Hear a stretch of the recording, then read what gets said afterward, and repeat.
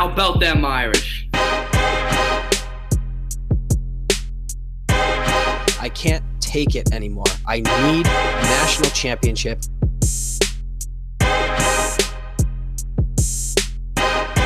This is the Four Horsemen Podcast.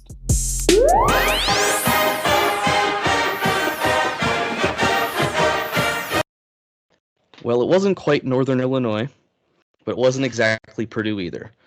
Notre Dame beats Miami of Ohio in a scary game. Steve, is that fair to say? Highly concerning, scary, yeah, yes. Yeah, they beat them. Final score was... What was the final score, Steve? 28-3. 28-3. Cover the 28.5-point spread. So annoying because there was a chance to with the field goal there at the end, but they didn't go for it. So good teams win, great teams cover, and schizophrenic teams kind of just don't kick a field goal at the end to kind of leave you concerned about where this team is as a program. Isn't that the kind of the summation of it, though? Like, I still don't know what we are because we keep landing in a gray area of like, okay, I need to see this week, and they'll do some of it, but not all of it. And then you're like, well, you performed in some areas like I expected you to, and not in others. And it's just, it doesn't get us any closer to finding out if this team's good or not. But that's coming to an end this week as the Louisville Cardinals come to town, and that is a good football team. So, Steve, tell me about your golf day, and tell me your thoughts on the football game. Yeah, we'll start with golf. I don't know if it was a high point of the weekend or a low point. I played in my first ever club championship. I've never been a part of a club before, so I finally had a chance when I moved down here to South Carolina.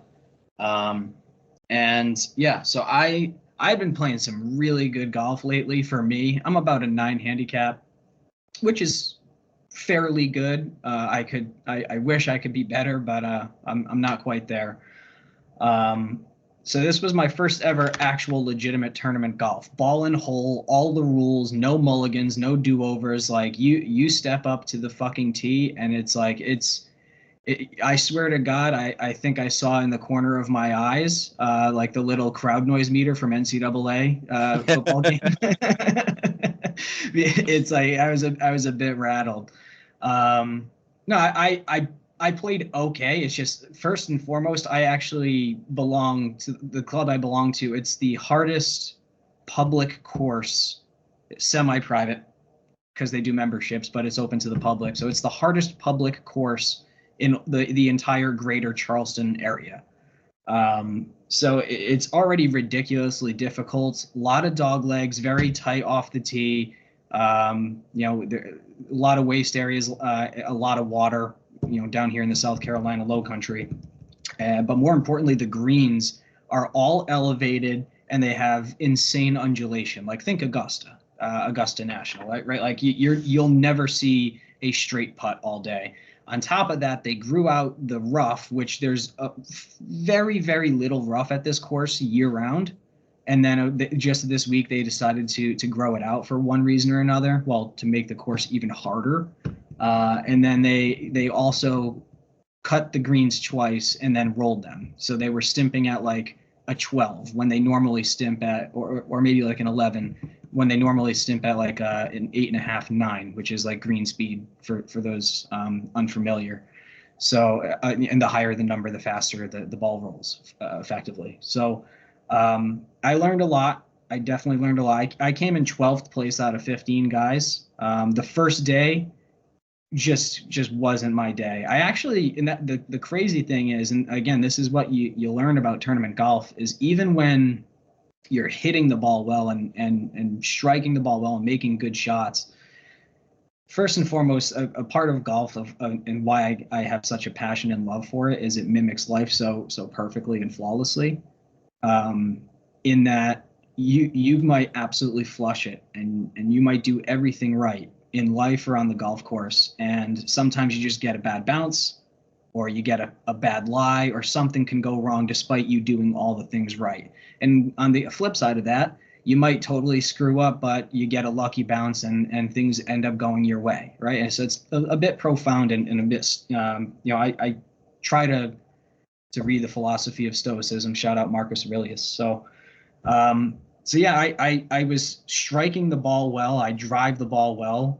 But man, I'll tell you, just the way that the course was set up, especially around the greens, trying to chip and putt and trying to just land the ball remotely close to the hula hoop, getting it within 3 yards or 3 feet, 5 feet, so on and so forth, to the pin, proved to be basically impossible. So it was tough. But again, I learned a lot, and I learned that you need focus and you need confidence, and you need that on the golf course. You also need that when you're playing the quarterback position of the Notre Dame Fighting Irish. So let's enough about golf. Go to firstteecoffee.com if you love golf and coffee. but let's talk some Notre Dame football. And which, by the way, I don't even know what was the worst part of my day, shooting a 103, which made me want to snap all the clubs in my bag on the first day, and or watching Notre Dame at home and just being absolutely pissed off.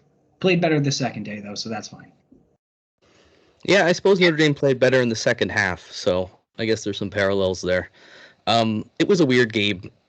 It wasn't a stinker like Northern Illinois. It was ugly at times. It was a really slow start. The rushing defense is a problem, and I'm scared. But Notre Dame handled its business, and the talent took over, and they almost covered. Like, they almost got there, which I think is a good barometer for whether or not you met expectations. They may have gotten a little, I don't know, I don't want to say lucked into that kind of blowout style win, because it didn't feel like it. But they got it done. Didn't hurt them in the polls. They moved up with some activity that happened this week. So I don't know. You look at Riley Leonard, right? We've been critical of him. His QBR, for those of you who might be new to the show, QBR is a statistic that's based on expected points added. It comes from ESPN's team. It's a really good, but just one statistic that kind of encompasses how a quarterback played. Riley Leonard was really good in QBR this week. He was, I think, around 82 or 86. Last week against Purdue, he was in the 90s. But that's mostly coming from the run. If you look at where the EPA he's succeeding in, he's fifth in the country as a running quarterback right now.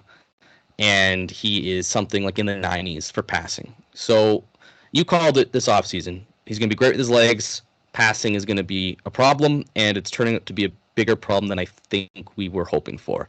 So that's going to be something to monitor, but I thought he at least played better in some ways than in previous weeks. Steve, I don't know, what were your thoughts on the quarterback play? Yeah, I mean, and going into last week, we, by consensus here on the pod, we did discuss how this is a get right week, and show us something, build an offensive identity going into the meat and potatoes of your schedule, right? We're just about, we're at the end of September now. October football is when shit really gets real, but it gets real a week early this year, because we're hosting a team that kind of pushed our shit in on the road last year in Louisville, right? That defensive line was ferocious, and we really could not run. And then we had to pass, and we had Hartman, who was a bit flat-footed. He's not the most fleet of foot. So, and that's kind of how it all turned out. I think we all have that memory seared into our brains. So you have the upside this year of Leonard, who's significantly more elusive, and I think brings that element to the running game that might give us a boost. But I mean, if we're down by 3 points, by, let's say it's, I don't know, 21-17, and we're down by 4, and we have the ball with 2 minutes left on our own 20-yard line, let's even say a minute and a half, are we confident that we can move the ball downfield and score a touchdown to win that game? Because you need 7, right? So, well, to be fair, we did that against A&M, right? I don't know if we were losing at that point in the game, but on our last offensive drive, we went down the field and scored a touchdown. So I think they can do it. But I'm with you, though. If you got to pass the ball and Leonard is our guy, how comfortable do we feel with it? I think that's a very fair question, Steve. How did you think the defense played? Because I kind of have mixed feelings on it. Overall, they only gave up 3 points, which is less than I projected them to. But they got gushed up the middle so many times on runs again, going back to the NIU game. Penalties, I think, are down overall, which is nice compared to the A&M game. But I am getting a little worried about that interior defensive line. What are your thoughts? Yeah, Riley Mills hasn't been, the dude. He's been good, but not great, and we're expecting great out of him. I mean, you're starting defensive tackle at Notre Dame with a top 5 defense in the country. Like, you should not be getting pushed around by 0-3 Miami of Ohio. I'm sorry. So, I mean, we gave up 110 yards on the ground. They were averaging 3.9 yards per rush. 3.9 is decent. It's respectable. I mean, against an Ohio team, Miami, Ohio, that had to be, ideally less than 3.5, right? That's kind of a great barometer. If you can keep teams below 3.5, then you're effectively going to start forcing them to pass on third down. So it was definitely a concern not to be dominant in run defense. Again, the strength of this team always has been the secondary. The secondary was phenomenal. So, like, there's that upside, and that's another point to make quickly and harp back on the offensive side of the football and kind of make that connection is at least the defense has an identity, right? But then the offense really has no identity. We don't know what the offense is going to be, or if this is what they are of what we've seen so far. I'm not, again, just kind of going back to last week. It's possible, and I don't know if it's probable, but it's possible for us to run the table in the regular season. But how are we going to show up in January? And that leaves a big question mark. So, because there's no identity on offense, even though we have an identity on defense, there's still no team identity. And I really just don't know what we're really fighting for. So that's a big concern of mine. Yeah. Quickly going back to the secondary, Christian Gray had a great game again. 1 interception, and then he had a almost interception that goes down as a deflection that Junior Tuihalamaka picks off. So Christian Gray gets an assist on that for me. So the secondary is good, although there might be some depth issues there we'll get to in a second. Offensively, I'm with you. I think this team can be explosive, and they can be efficient. But Riley Leonard has to make his throws. Remember those 2 or 3 throws early on in the first quarter where he's on the run and he just misses the receiver bad, like 2 or 3 times in a row? The crowd starts booing. Yeah. Think about how much better the offense looks that quarter if he hits those throws. Both of those were, I believe, for first downs. I think there was plenty of space for them to run. We know how good the run game has been because it's been surprisingly good given the offensive line struggles, or inexperience, I should say. They've been fine. Jeremiah Love looked great. Jadarian Price looks great. Riley Leonard looks really good. He scored 3 touchdowns, 2 of them running, 1 with his legs on a beautiful pass to Bo Collins. So I'll give Leonard all the credit in the world there. He threw that perfectly. But the run game's there. We've got that.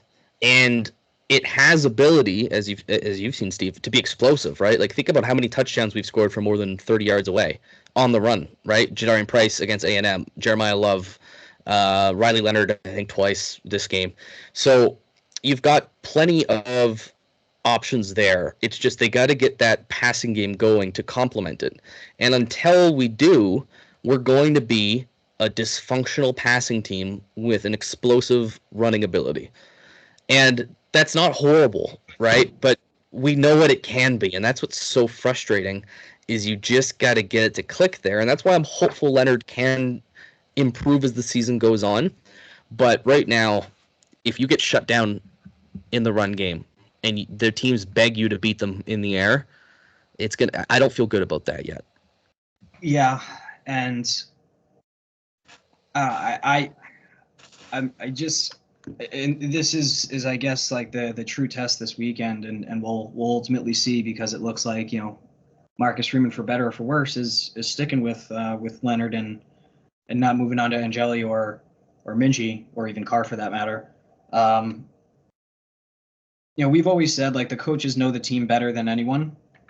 From what we see on TV, like it's easy to be an armchair quarterback and say, this guy sucks, that guy sucks. Bring in Angeli, bring in Minchie, and all that stuff. These coaches have seen Angeli and Minchie for now multiple seasons. They've seen them through springs and summers and in all these practices and camps and everything. We know that Angeli's is good. He played a great bowl game last year, but with the caveat of some backups. But he does throw a beautiful ball.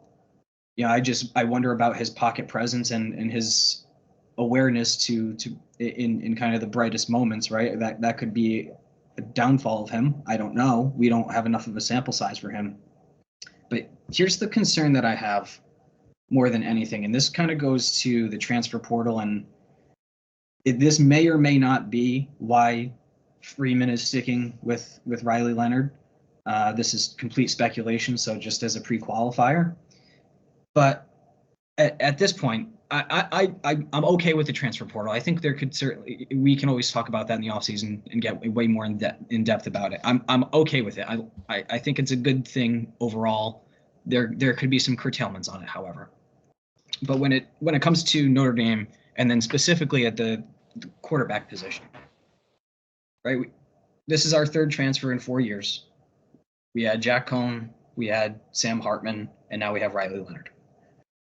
If you are going to take a transfer QB, he has to have been coming from either a backup position or he has to have been a star stud in either the Big Ten or the SEC. Because let's face it, those are the predominant premier conferences with the best defenses. Now, if you take a backup transfer, first and foremost, he does not have an expectation to start. You were a backup at your previous school. Maybe you were highly recruited and you're saying, hey, I'm trying to get my shine. I'm trying to get my chance. It looks like Notre Dame doesn't really have, an identity at quarterback. That gives me a chance to go battle it out in camp, right? So that transfer QB who's a backup can now go through camp and he can compete a true, authentic quarterback competition to see him versus the guys on the roster. The cream is going to rise. The cream of the crop is going to rise to the top.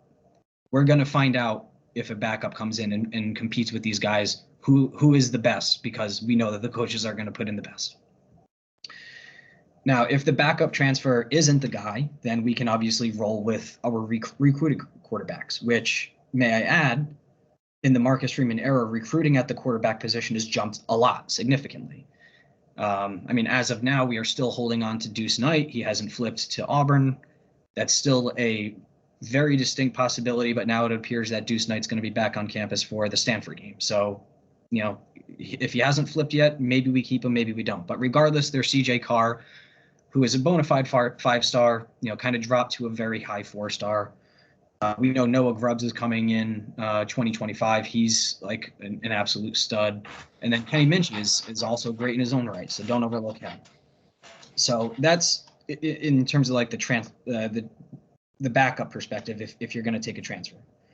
And that way if you're getting a star transfer, though, like an authentic star, then if they are coming from the Big Ten or the SEC, that means they've proven themselves, even on like a less than great team. Like if there's a stud QB at like Vanderbilt or Indiana, as an example, right? I know there is a great kid at Indiana. I think he's a senior, though.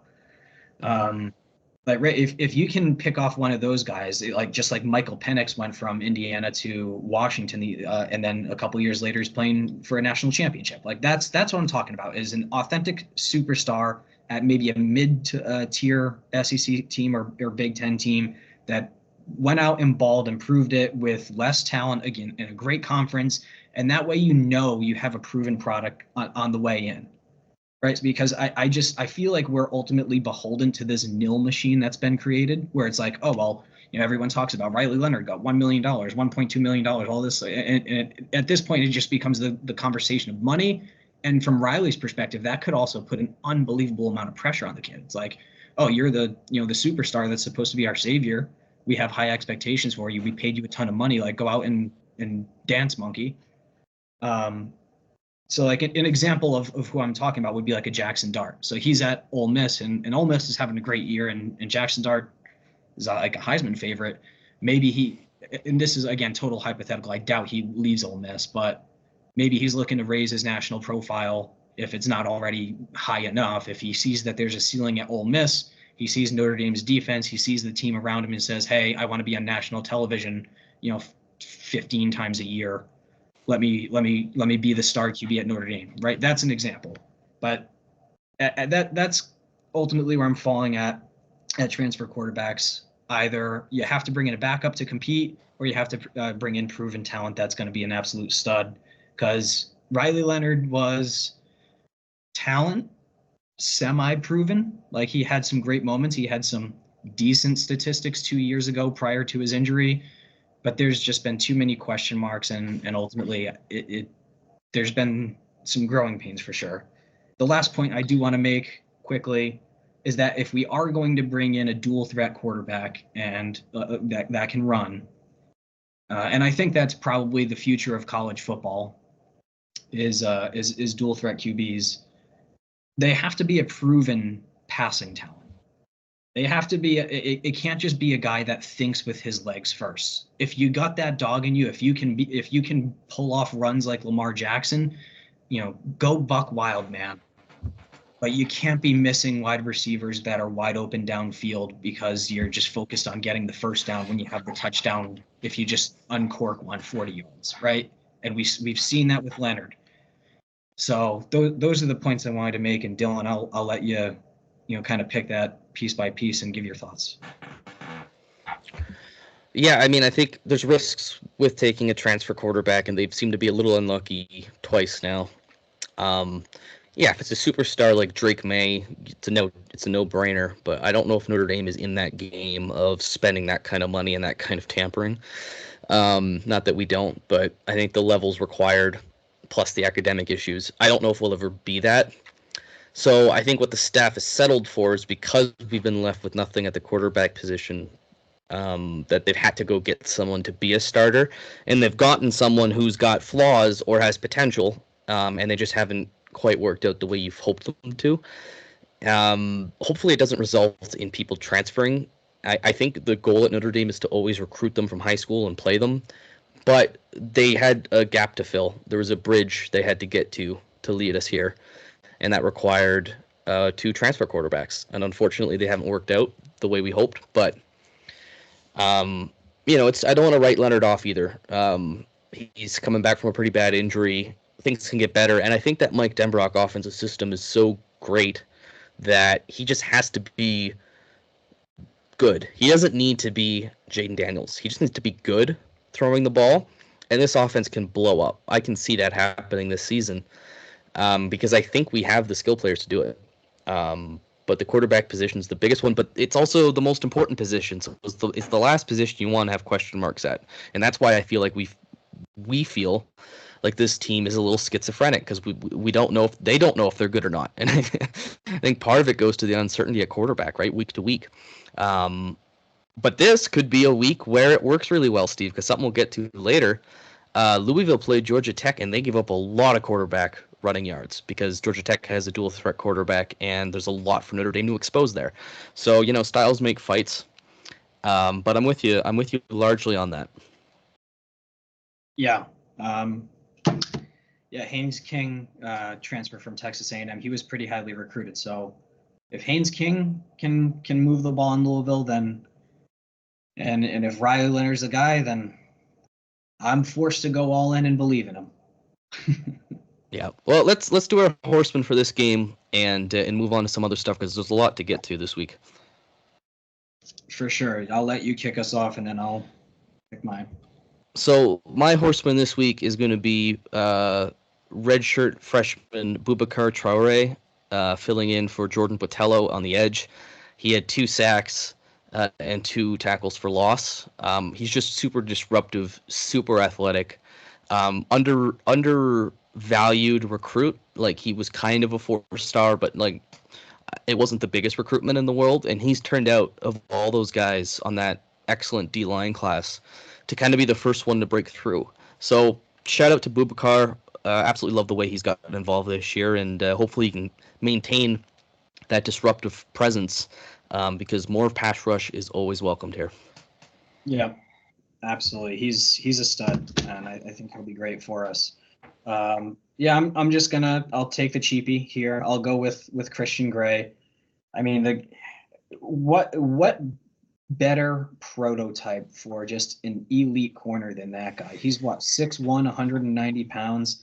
His wingspan is fucking insane, man. Like every single time you think a contested ball going his way has a potential of being caught, like his noodle spaghetti arms are just like flying all over the place and just really disrupting the pass. So dude, he could have had like 2 or 3 more picks this year too. He has had lots of opportunities. I think he's got 2 picks already. He could have had more, and he's this is his first real season getting any action, or serious action. I'm with you, man. Super impressed with Christian Gray. Yeah, he's an absolute animal. And then just this is a good segue. Staying at the cornerback position, there's been some movement in the Notre Dame roster. Jaden Mickey, who is a junior. I don't know if he's a redshirt junior or a true junior, because I know he got some looks early on in his career. I just don't know if he played the full 4 games to reduce his eligibility. He announced today on Twitter, X, whatever you want to call it, that he is going to be fulfilling his 4th game. So I think he is going to play against Louisville and then ultimately sit out the remainder of the season. So that way he gets his 4 games in and then sits out the rest of the season so he can protect his eligibility to redshirt, and then he intends on transferring next year. We've already played 4 games. Louisville's our 5th game. I think he's done. You just blew my mind. Well, I was gonna talk about that too, because it's fun to divide the season into thirds, right? 4 games, Yeah. 4 games, 4 games, and I was gonna bring that up after this point, so we can get back to that. But yeah, it's a big loss, Steve. Mickey is someone who could have been the starter, and in many ways, will be a great starter wherever he goes. But a huge part of that rotation, right? He's depth, he's insurance, he's part of the getting snaps for everybody, keeping everyone fresh, and he's going to sit out the rest of the year, and that sucks, because as good as the DB room is, now it's like, well, you got 2 true freshmen in Leonard Moore and Carson Hobbs who are now the backups, and if they get hurt, there's nobody on scholarship, because Chance Tucker's hurt as well. He's out for the year. So it doesn't look great for the depth. It doesn't necessarily immediately hurt the starting caliber of Notre Dame. But this is a loss, and it sucks, and I am glad he's going to get his Notre Dame degree before he leaves, because I know that was a big thing for him and his family. But yeah, we'll miss him. Totally a great Notre Dame guy, and I was definitely disappointed, but I always support the student athletes making the best decision for themselves. Yeah, it's a painful one for the depth perspective. And speaking of which, Carson Hobbs is slotting in, kind of next man up. And Hobbs has hopefully a great future. I think he's played pretty well in the time that he has come in. But yeah, it is scary. It starts to get a little bit scary, because if in the event that there's, as the season wears on, if there's any wear and tear or injuries, then things can go downhill quickly, exactly to your point. But hey, I stinks, because he absolutely would have been a starter next year and had, one final full season to play at Notre Dame and prove his draft stock. And he's a known entity in the college football world. We've been talking about Jaden Mickey for years. He's made plays for years. He's played the slot. He's played, spot corner here and there. So, he definitely has a resume, and any team that he goes to is going to be lucky to get him. I wish he were staying, but we are about player empowerment. So go make your best life, kid. Absolutely, and I think he'll end up at definitely a Power 5 school or Power 4 school now. But probably a decent program. I could see him getting a nice home, a nice place for him to play, get some exposure. But it's a loss. And this team suffered a healthy amount of injuries so far. we'll just gotta see where it takes us. But we can kind of put that chapter of Miami, Ohio behind us, and let's just kind of reflect on the first part of the season. You've got a Texas A&M win on the road, an inexplicable loss to NIU at home, a disgusting blowout at Purdue, the biggest in the series history, and then you kind of get this frustratingly close but not close game against a team you should have blew out in the first half. And I don't know. If you recall, Steve, there was a lot of penalties in the A&M game, and I think we've done a lot better at fixing those. That was a big thing we were worried about. So there's been improvement in that front. So credit to the coaches there. I think the offensive line has gotten better, even though there's been an injury, 2 big injuries. But I think the offensive line is getting better and better, and we're starting to run the ball, which I'm pretty happy with. I think Leonard is getting progressively better, but still isn't at the standard we need him to. I think that's fair. I think the pass defense is what we thought it was, and the rush defense is not quite what we thought it was. So I don't know. This first 4 games here, I give it a B, I think, because you beat A&M, but then you lose to NIU. It's so hard to even evaluate this. But there are ways this team is improving, and there's ways this team is not meeting the expectations we have for them. Is that fair to say? Yeah. It would have been justifiable to upgrade to a B+ or an A- if we came out this past week and put up like a 45 spot against Miami of Ohio and really put an emphasis on, hey, shit happens. It was one game, we move on. In the last 2 weeks, the offense is cooked, but as we've spoke about ad nauseum, that wasn't really the case. So, just kind of with the lack of coherence, kind of coming from the offensive side of the ball and at the quarterback position in the passing game at the very least, because he's been a great runner. A solid B. It's been up, it's been down, and up again, and even when we were up again, it simply just was not satisfying. So and a B it's just not satisfactory football for Notre Dame, not with this roster. Yeah, I think that's fair. But that's why I think this game is so important, because you're starting a new 4, right? That was the first third of the season. We're now entering the middle parts of the season. It's the early part, but it's still, we're entering games 5, 6, 7, and 8, right? So Louisville is going to be a very good test to see if we can make improvements from that first shift into the second. Like, we need that second third here to be better quarterback play, continued development with the offensive line, continued discipline. We got to see more consistency in getting ready for games, right? That's on Marcus Freeman. So that's where I'm at with it. I'm not thrilled, but I also understand, Steve, if we go out and beat the shit out of Louisville this week, we're all back. Everyone's going to be back on the train. We'll be disappointed and frustrated with the NIU game. But if you go out and beat Louisville, if you smack them around and you're 4-1, and now the toughest game on your schedule is USC on the road, I feel like a lot more hope and optimism comes into this fan base. Do you think that's right or wrong? Yeah. Yes. And it doesn't even have to be a convincing win, because any win against Louisville at this point is a convincing win. Like, this is a really good program. Louisville's probably going 10-2, possibly 11-1. So I regret not taking them as seriously as I should have, I think, in our preseason preview. I knew they would be a tough game, but I kind of thought we would walk through them, and I don't think that's the case. I do think Louisville is a deservedly ranked team. I think Jeff Brom is a great head coach, and he's going to have those guys ready to play. Absolutely. Agree wholeheartedly. Speaking of coaching, Dylan, would you like to address the class? Yeah, so it was me that posted it, and don't get me wrong, guys, we love Marcus Freeman, but we're propagandists for Notre Dame football, not for any particular person at Notre Dame, okay? I want to see this team win as much as the rest of you. So I had put out a list.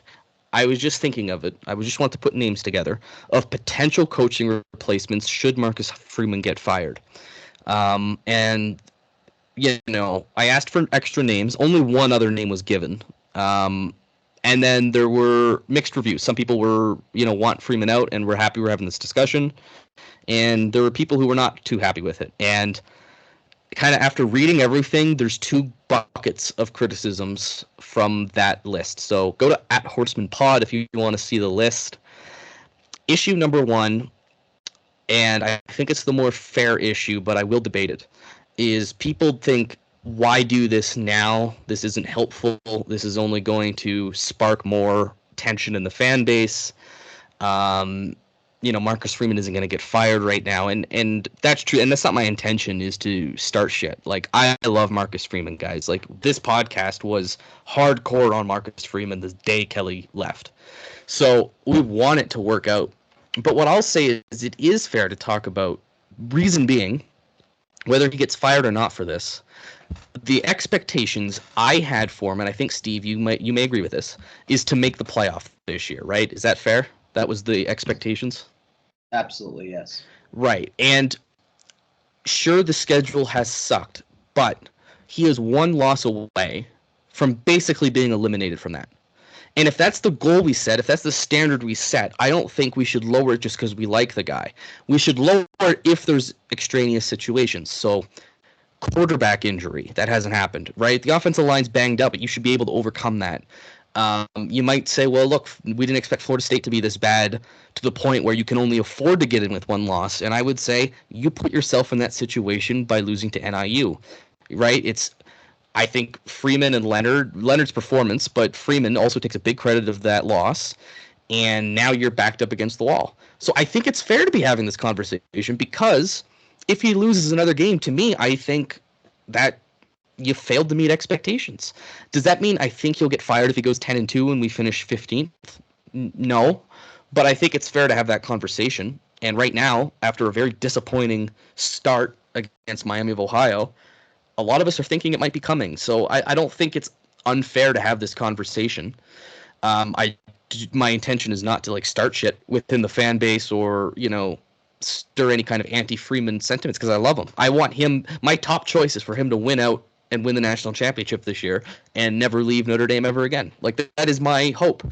But I also have to be reasonable and to be on top of it. When Kelly left us, Steve, we were blindsided, and this account grew so much because of the way we handled it and the way we covered the situation. But we were not ready. I don't think it's horrible for someone who covers Notre Dame to have at least a backup plan if Marcus Freeman's relieved of his duties, and to keep track of it, to see who's out there and who might be good fits. So that was the first criticism, and that's my response to it. What are your thoughts on that before I go to the other one? Precisely to the last point that you made, it is a business, and the Notre Dame administration internally should absolutely, there should be a constant rotating list every single year of coordinators and coaches that they have their eyes on, just in case. Because if we have all of our current coaches for the next 10 seasons, I genuinely believe a national championship is coming to South Bend. If we have Freeman, if we have Denbrock, and if we have Al Golden, as the coaching staff, I mean, Golden and Denbrock are phenomenal. Golden is insane. It's insane how good this defense is under him, and Marcus obviously has a ton of influence on that, being a defensive-minded coach as well. So, lock these guys up if you have the opportunity as long as you can in that regard. But also, you kind of got to prove it. And, Denbrock has proven it. He did it last year. He's done it before in the past. He did it at Cincinnati. So he's a great coordinator. I think the play calling has overall been pretty good, right? I think there, again, could still be more play action, and insane to me that this continues to be a fucking trend at Notre Dame. But we're not going to. Yeah, but I can live without play action if RPOs are there, because they kind of are play action if it's ends up being the P part of an RPO. But yeah, I'm with you though. I'd like to see more play action as well, even with RPOs, just because play actions they yield highly efficient results. They just Absolutely, yeah. they And then around that. yeah, and then just in regards to the kind of the Freeman thing, like yeah, they should always keep a list in house, just in case. But I absolutely 100% still continue to support Marcus Freeman. I love the guy. I want him to be here for his entire career, as a head coach. Like, you know, if that ends up being a possibility, I hope that comes to fruition. Just because that means he would be successful. But with that being said, you know, he's not on a short leash, but he is on a leash. So I mean, if we were to go 9-3 this year, I would be upset, but I would still give him leeway and say, you know what, man, once again, like, I don't think that people can truly comprehend like the throes that we were put into by Brian Kelly leaving in the middle of the night and leaving the cupboards bare, especially at the quarterback position. Like, you know, this is Marcus Freeman came into a program with 2 starting quarterbacks in his first year, in Drew Pine and Tyler Buckner, who are no longer in college football, even though they have eligibility. Like, Drew Pine's a backup at Missouri, and then, you know, obviously we all know Buckner's journey. So they were not great. He had to settle for a transfer. Sam Hartman was very good, I think, not great. And, you know, Inconsistent as well. Yeah, but the point is that great is the standard at Notre Dame. So yeah, I'll give him leeway for just this year. If this were next year and he has now 3 or 4 guys on the roster that are his recruits and he still can't put it together, totally different scenario. But I give him grace at least through this year. Okay, that's fair. So we kind of take different positions on what happens if he doesn't meet the standard this year. But do you still think it's fair for me to speculate about this? Because compared to like the way I view it, if he doesn't make the playoff, I think there needs to be a change. So I think it's fair for me, since that's my standard for him, to then start speculating on potential names. That's kind of the overall point, I think, with the first reactions to my tweet. Yeah, I don't know. I'm a bit on the other side of it. I'm you know, kind of, just because I don't want to talk about it, because I don't even want it to be in the realm of conversation, because my brain can't handle that. I'm too fragile. I love Marcus Freeman to the end of the earth. I want him to win a national championship at Notre Dame, and I believe that he will. So I'm just going to live in ignorant bliss and just, you know, until things happen. And hopefully all the things that do happen going forward are all great things, and I can't rationalize it any other way, or else I'll probably have a mental breakdown. Fair enough. Well, the second negative reaction to the tweet was that the names on the list weren't good enough, and that makes me laugh, because if you just look at various articles on like the top 50 coaches in college football right now, the guys that are on the list are on my list. That, like, I don't know what people were hoping for. And it's really easy to look at some names and be like, well, I don't really know them, or that's not a household name, so it's not good enough. But when you actually when you get into it, into the weeds of it, and you see the situation and see who's out there, there's some great options. And they might not be household names to people yet, but it's an expansive list. Not everyone on the list is perfect. I went pretty broad with it just to kind of get an idea of who's out there. But there was a lot of pushback on that, being like, well, Dave Dorian at North Carolina State isn't, you know, that's a horrible idea. Okay, fair, but there's like 20 other names here that are of excellent quality coaches, right? Matt Rule was one of them I put on the list. One that people suggested I add to the list was Curt Cignetti at Indiana, previously James Madison, and was a former Nick Saban assistant in the 2011 year. After doing some research, he would be near my top, actually. I think that is a great shout. He's having a great start to the season at Indiana. He just wins kind of wherever he goes and has such a great mentality. But I don't want Freeman to go. I want him to be the guy. I just was thinking of some names out there and was looking for a little bit of community feedback on who to add. And only a few people added a name, and it was him. and people were either like supportive of the tweet, or they opposed it on the idea that the names weren't good enough or we shouldn't be talking about this now. So I thought I would at least address it and give people my point of view on it and why I brought it up. But I think it's something to at least monitor. Fair enough. Well, let's wrap up that week. So much going on. Conference realignment today. Steve, have you followed any of that? I'll make it brief. I know it's the Pac-12. They added Gonzaga for basketball. Gonzaga doesn't have a football team. The Pac-12 still needs to add 6 programs by 2026, or else they cease to exist. So they have to be at 8 total. They're at 6 now. The Gonzaga report might not be right. Brett McMurphy tweeted that, and he's usually spot on. So there's a little bit of a credibility hit there, just because he may have jumped the gun. But the Pac-12 was looking to add the best of the rest, which the best of the rest is in the American Conference, and those schools are Memphis, Tulane, and South Florida. And the expectation is that they would go, but they wanted help covering exit fees costs, because of course. And the Pac-12 has all this big war chest from their settlements with the other Pac schools who left. So the understanding is that they would pay their way out, but they only offered to pay 10% of it, which is not nearly enough. They need to make up about $20 million to get out of the AAC. So they turned them down. They turned down the opportunity to go to a potential Power 5 conference. So then the Pac-12 kind of pivoted to its backup options, which was the rest of the Mountain West. So they were looking at UNLV, Air Force, and Utah State. And that backfired because the Mountain West offered lump sum payments for more commitment out of some of their programs to stay together, and Air Force agreed, so they were off the table. UNLV apparently agreed, but hasn't signed anything, and it looked like the Pac was screwed, and then apparently Utah State is now thinking of leaving, which now puts the Mountain West below the amount of teams, I think, in the conference if they lose one more.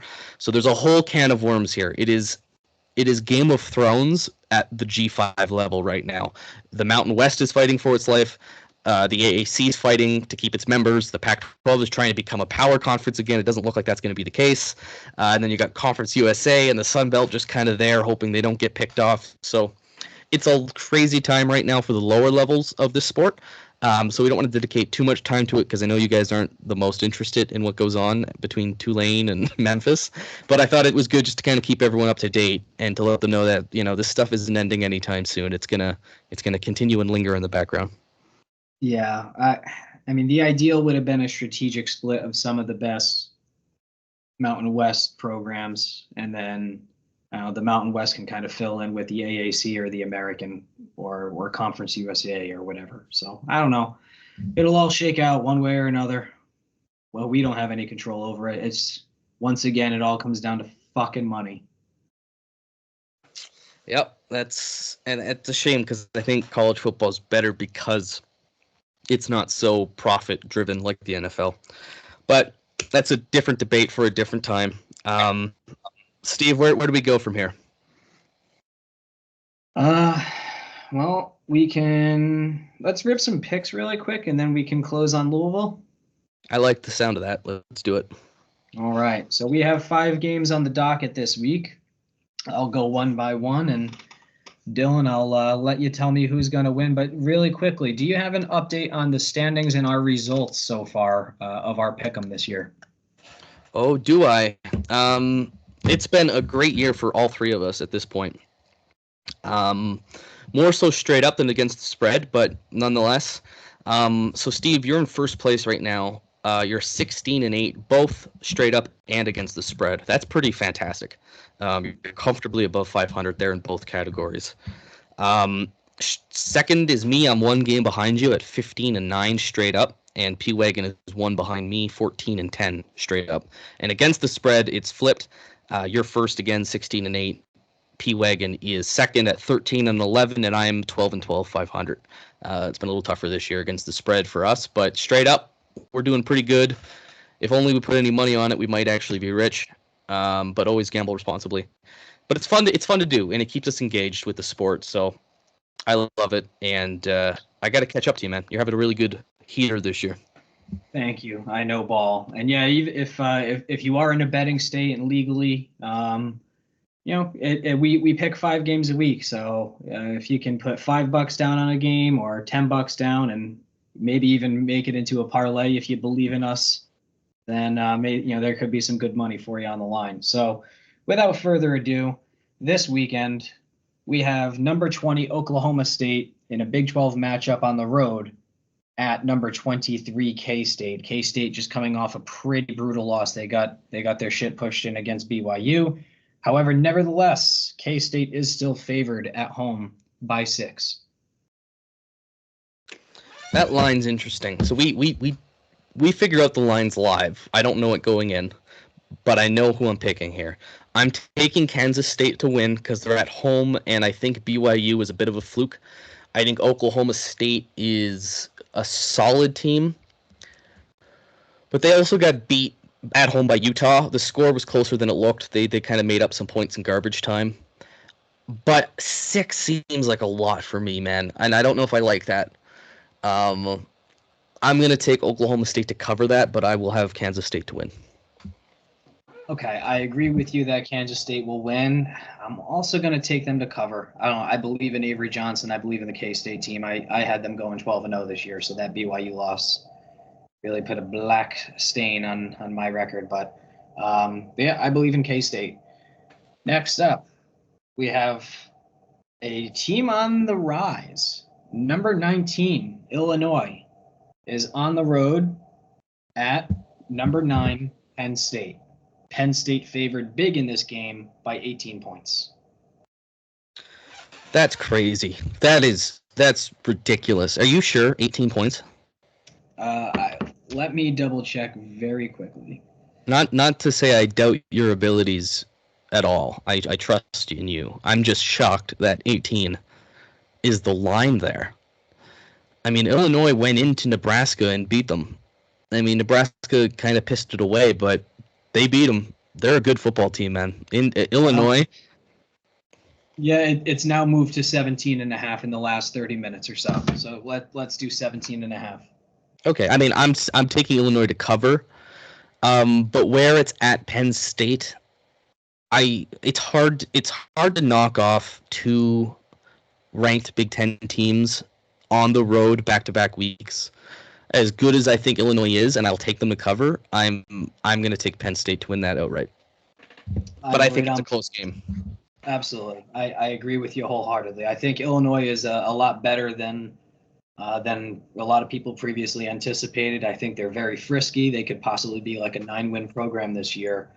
But we'll see. But I think Penn State does win at home, but I will take Illinois to cover. Next up, we have Washington State, Wazoo Cougs on the road at number 25, Boise State, who has a phenomenal running back, Giante, I don't know, Geanty. That's his last name. Get to know it because there's a possibility that he's in the Heisman race. Boise on the blue turf is favored by 7.5. All right, so this is Boise so far. They beat Georgia Southern on the road by 11. They lost a 3-point game on the road to Oregon. And they blew out Portland State at home. That's a mixed bag. Let's look at Wazoo football now. How have they beat Washington in the Apple Cup, I believe it's called. Mm-hmm. Sorry, I'm doing this on the fly. Washington State football. I need to know. They beat San Jose State in like triple overtime last week, and I watched the highlights, and that was one of the best games I've ever seen. And they beat Texas Tech at home, and they blew out Portland State by a similar margin to Boise. So this game's at Boise, is that correct? Correct. Give me the Cougs, man. I'm taking the Cougs. I like them on the road. That's a big spread. And they played Portland State a little better. They beat Washington. Boise's good, man, but I like the Cougs. They're playing with a vengeance this year. Fair enough. The Pac-12 and Cal belongs back in the Pac-12, man, because they're just side note, Cal Twitter has been off its fucking rocker the last couple of weeks. So funny. All of the memes that have been coming out are insane. It's actually one of the most terrifying but hilarious parts of all of college football Twitter. So yeah, that's neither here nor there. I'm rolling with Boise State. I believe in them. For one reason or another, I think they are the best P5 team. I think they are a playoff team. So they can't make the playoffs if they lose this game. So I think they win it. And Do they cover? And cover. Yep. All right. That's a good point of contention. That'll be a good game for us to watch. What do you got next for me? Then we have number 21, Oklahoma, coming off a loss on the road at Auburn. Now, OU is favored by 2.5, but let me check this and see if that line has changed, because just announced moments ago, Jackson Arnold is going to be benched in favor of their true freshman quarterback. Oh, interesting. Yeah, I just saw it flash across Twitter. So OU currently the line is still at 2.5. They are favored, and this game is being played in Auburn. And Auburn needs a win. They've had some tough games lately against Arkansas and Cal. Tough losses there. Oklahoma got beat bad by Tennessee. Let's be honest. The scoreline was not as close as the game. The scoreline was closer than the game would indicate. Steve, this is going to be, I believe, Oklahoma's first win in the SEC. Give me the Oklahoma Sooners, and I'll take them to cover 2.5. Oof. I am on the opposite side. I'm taking Auburn money line, baby. I love it. I love it. And last but not least, the marquee matchup of the weekend. It's crazy that this game is being played in September. This feels like a late October game. The number 2 Georgia Bulldogs travel on the road to number 4 Alabama. This game being played in Tuscaloosa, as the Georgia Bulldogs favored by 1.5. Dylan. Steve, you know I love the Georgia Bulldogs. Well, I don't love them, but I believe in this team. But here's the thing. People seem to forget that Alabama is Alabama just because they haven't won a championship in 3 years, and because Nick Saban isn't there, it doesn't mean that this team isn't one of the best in the country. This is going to be a dogfight. We are so lucky to live in a time where this is a Saturday in September football game. Steve, I don't know if I'm going to shock you here. Roll Tide, Alabama at home, and they cover. Oh, okay. I do believe in Georgia. I think that the Kentucky game was a fluke. I think Georgia kind of always has like one stinker a year, and rightfully so. The game's known for one or two in their day as well. But I'm gonna roll with the dogs on this one, and obviously they'll cover just the way it's gonna work out. But I think this game probably does come down to a last-second field goal. Ooh, we got a spicy one this week, Steve. We got 3 differences straight up, and we've got I think 3 or 4 differences with the money line, or with the spread. So this will be a big week. Hell yeah, it will be. So let's continue to win, and for those out there, keep rolling with us. Bet a little bit of money, win some money, buy some beer. Love it. I love it. College football, man, it's the best. There's nothing like it. Absolutely nothing like it. Yep. And there's going to be nothing like a game on Peacock this weekend. That's a program reminder. This game is on Peacock at 3:30 p.m. It's the Irish Wear Green game. Apparently, Marcus Freeman has met with the team captains to see if we actually want to wear the green jerseys or if we're going to be saving them. You can't. No, you cannot do a video making a joke at how Brian Kelly would always wear blue during the Irish Wear Green games, saying, what's the point of Irish Wear Green if we don't wear green, which is right, which is what we defended and I'd argued for forever, and then now say, well, it's up to the captains to decide. You don't get to do that. You don't get to flip-flop on that, Marcus Freeman. I'm sorry. If that's not the game you want to wear the green jersey, then you pick a different game for the green jersey. I agree wholeheartedly, but also here's a thought exercise quickly before we get into the matchup. I don't like the green on green with the pants.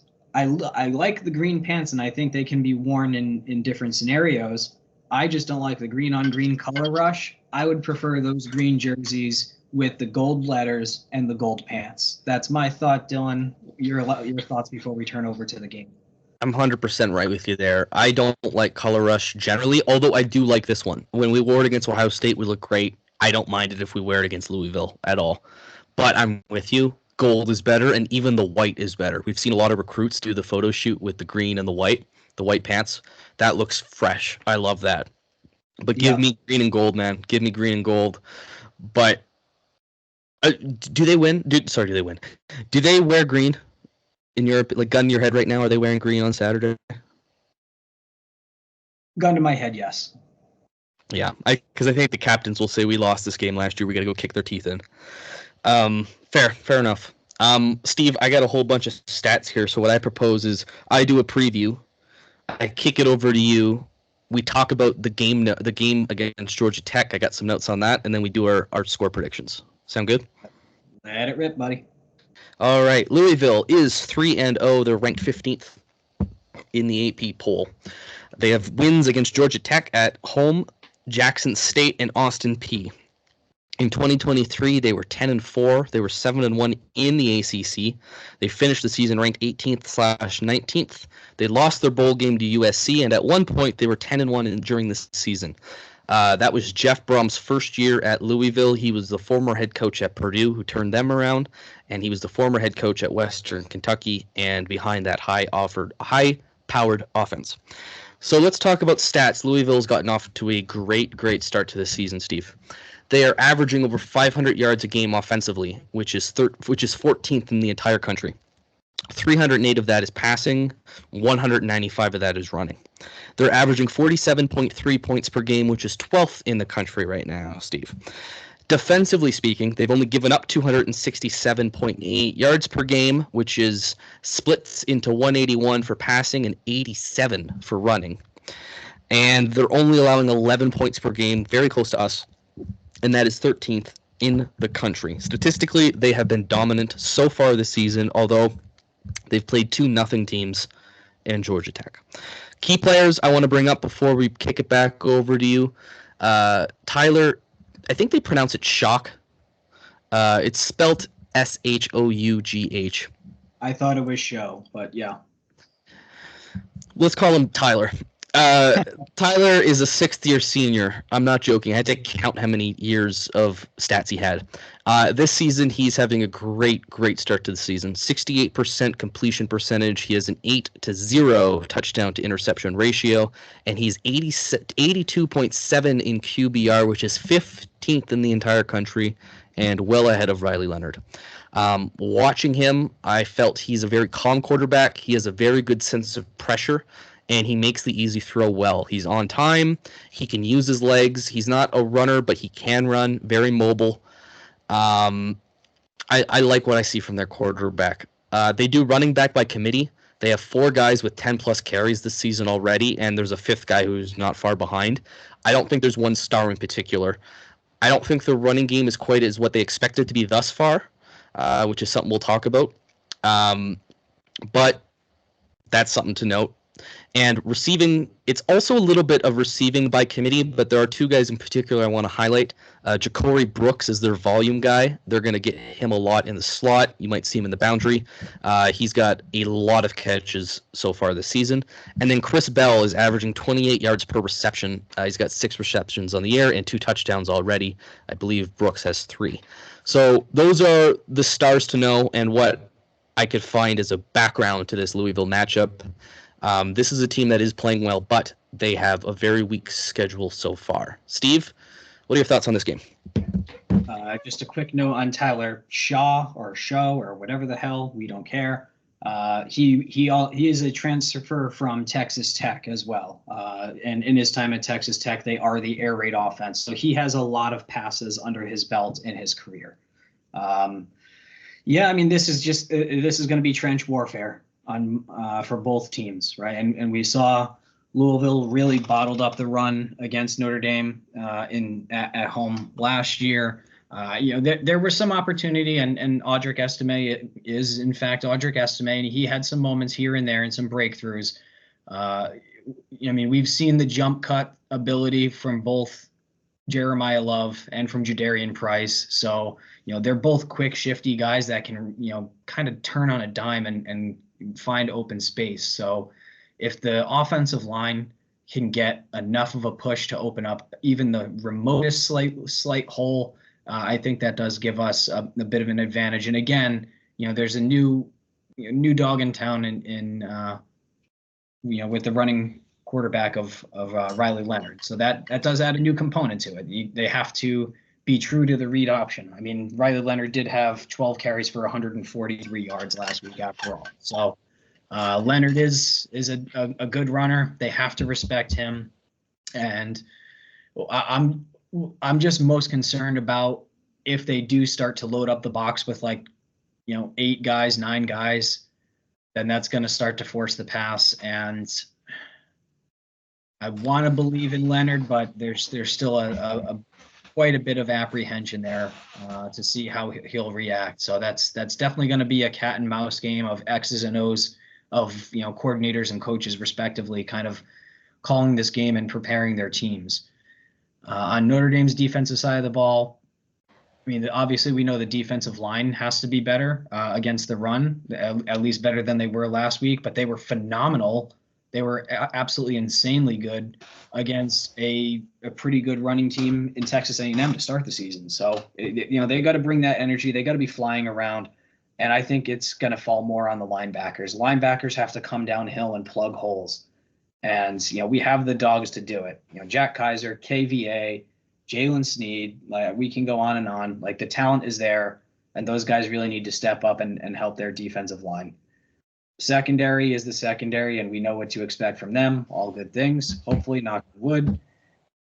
This is going to be a tight matchup, in my opinion, and one hell of a football game. It's going to be entertaining. I'm going to be sick to my fucking stomach for 60 minutes. Yeah, well said. I just watched the extended highlights, at least, or a condensed version of the game, where all the key plays were in it for about 25, 30 minutes. And here are my notes from the Georgia Tech game. So the game was a lot closer than the scoreline. Louisville won 31-19 at home, but that was a very, very close game. They had 2 blocked field goals. One of them was recovered for a touchdown, and also the Georgia Tech quarterback tried to get rid of a ball while being sacked and gave up a bad fumble for a touchdown.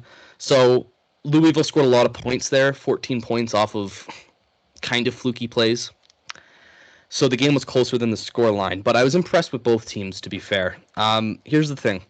Louisville runs, I love their offense. Part of it is under center, part of it is in gun.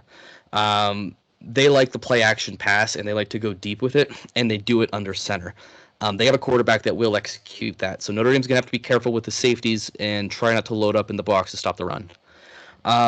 Georgia Tech, however, moved the ball quite a bit with the quarterback. King, as you said, dual threat guy. He scored a rushing touchdown himself. He also was a great passer, but he ran the ball in critical situations and picked up first downs, and he scored a touchdown. So something to consider, the quarterback run is something they're vulnerable to. He can run the ball. He's mobile. They're a quarterback. You've got to be careful with that. And Notre Dame has always had issues with quarterbacks who could, after everybody is covered, use his legs to get a first down. We've seen that a million times, and it's something we're going to have to be wary of as well. Their defense has been beat on deep passes a couple of times in that game. King really exploited them, play action, deep bombs. That's nothing Leonard is known for, but it is there. I think Louisville plays aggressively. There will be opportunities for you to throw the ball on them. You just have to execute.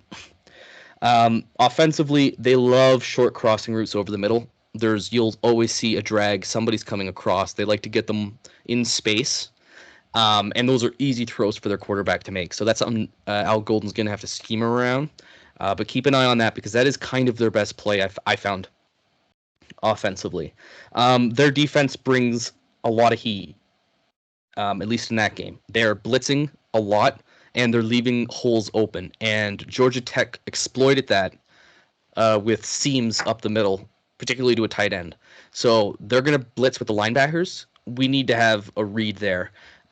We also have to protect. So that's something, the thing with Louisville, man, they play hard, they play fast, and they are going to come at you. And that kind of wraps it up. Those were the biggest takeaways I saw from that game. There's positives and there's negatives there, but this is a good football team. Georgia Tech is a good football team, but both of them are very beatable. Mm-hmm. And when you have quarterbacks that are struggling, or especially young quarterbacks, they tend to rely very heavily on tight ends because they're right there in the middle of the field, right there in the middle of their face and their field of vision. Dylan, do you know if there's a particular program in college football that has produced, I don't know, like some of the greatest tight end talent in college football history and like NFL history over the last, 15, 20 years? Yeah, I think one or two come to mind. Yeah. So I don't want to tell Riley Leonard or Mike Denbrock how to do their jobs, but use your fucking unbelievably talented tight ends.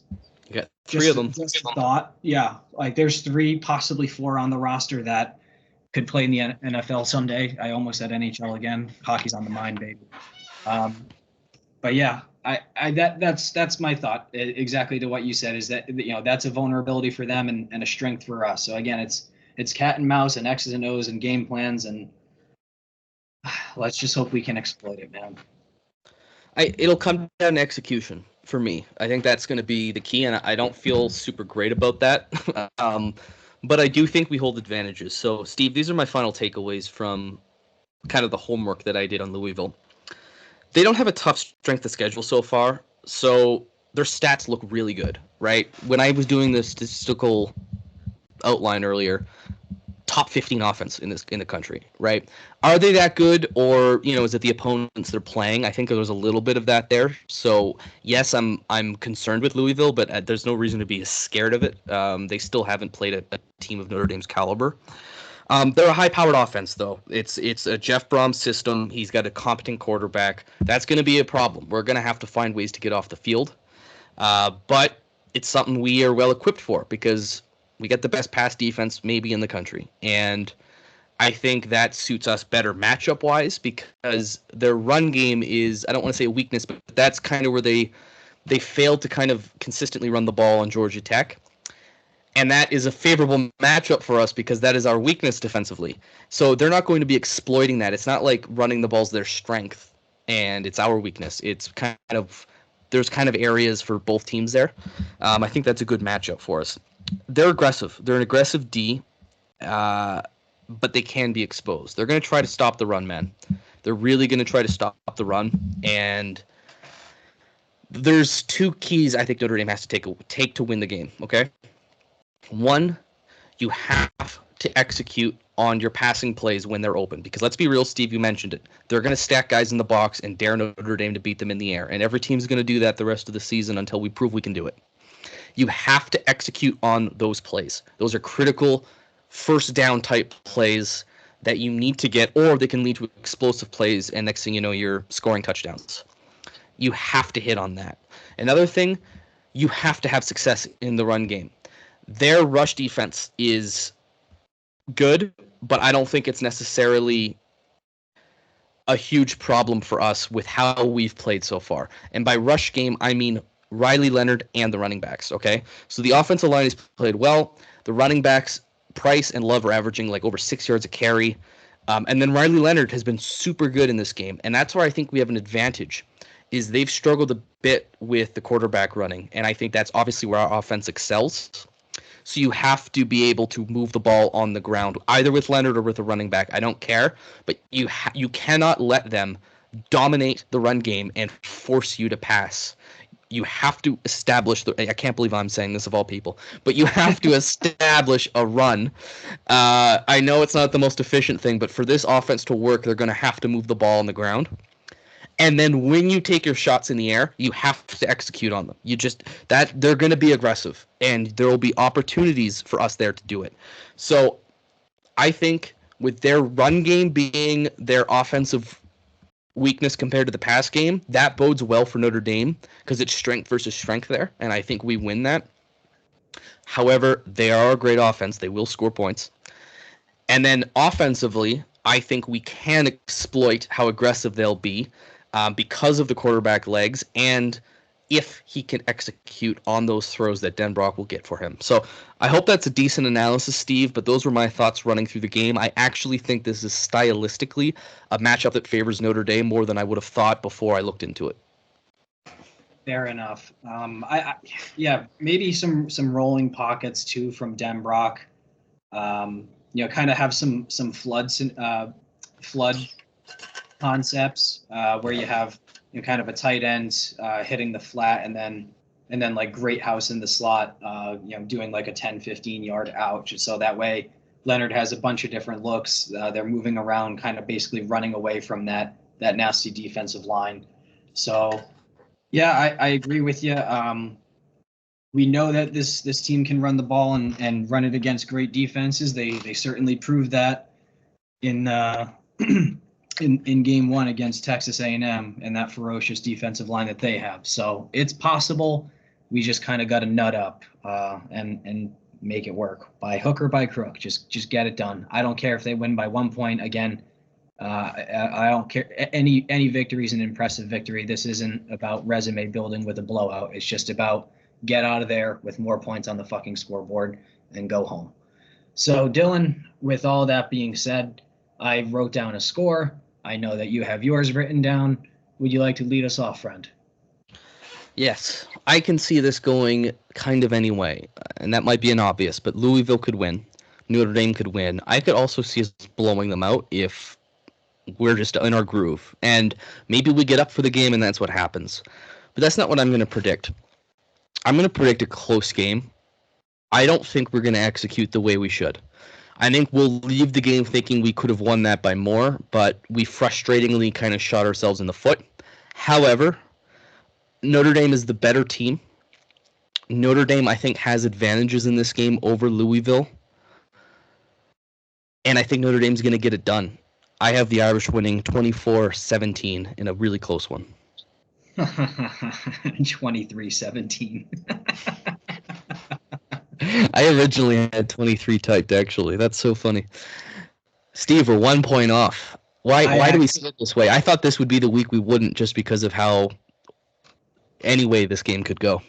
I scratched out a couple of scores. I wrote down 24-17, then I did 23-17, then I did 23-20, and then I changed back to 23-17. I'm sorry. Yeah, 23-17. So it's hopefully we're right. It's exhausting being right all the time, but hopefully we're right. Yeah, it's put up or shut up time for Notre Dame. This is a playoff game. Treat it as one. So go Irish. Beat the Cardinals. Cardinal. I'm Ron Burgundy. Well said, Steve. Also, give us a follow on Twitter and on Instagram at HorsemanPod. Wherever you get your podcasts, rate, review, 5 stars would be greatly appreciated. We love hearing back from you guys. So whether it's on social media or however you reach out to us, feel free to let us know what you think. We do this for the fan engagement as well as to satisfy our own burning passion for this stupid football program that we love so much. So thank you for joining us again. And like Steve said, go Irish, beat the Cardinals.